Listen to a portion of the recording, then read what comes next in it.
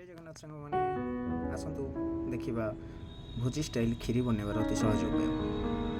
प्रथम गोटे डिश नेबा ताकू गैस उपर रखिदेवा और डिशटी आम गरम होगापर से किसी घी नेबा तापर घीटी टिके उषुम होगापर आम से किसी चीनी देवा।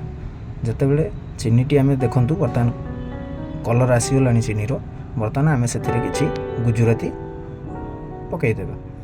आपण मैंने देखुवे आम गुजराती भल भाव में फुटी सारे एवं आम से किसी पानी देवा। आमर जी आवश्यक पानी आम से हिसाब से पानी किसी देवा।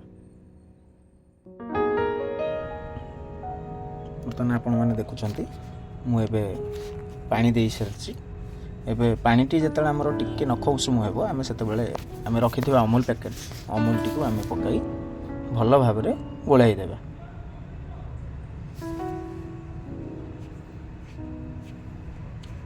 एबे आम रखि खीरी चाउल ताकू बतुरई रखी आम ए भल भाव में धोई ता पानीटी को निगाड़ी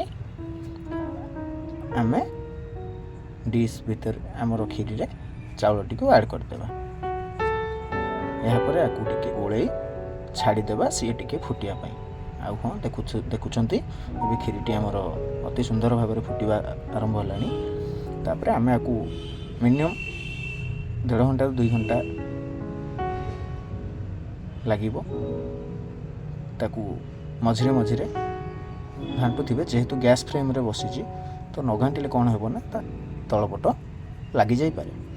बर्तमान खीरीटी आम चाउलटी जो फिटी आसला बर्तमान आपण मैंने देखुं से किसी स्वाद अनुसार चीनी एवं लुण ऐड कली। बर्तमान आपण देखुवे आम खीरीटी संपूर्ण भाव हो लगे। जितेबाला आम देखा आम जो चीनीटी पकेले तार किसी पानी अंश पानी अंशटी जो मरी जाए आम खीरीटी प्रस्तुत हो जाए। बर्तमान मुझे रखि किसी काजू ऐड कली। आपण मैंने देखुवे बहुत सुंदर देखा जाउछि।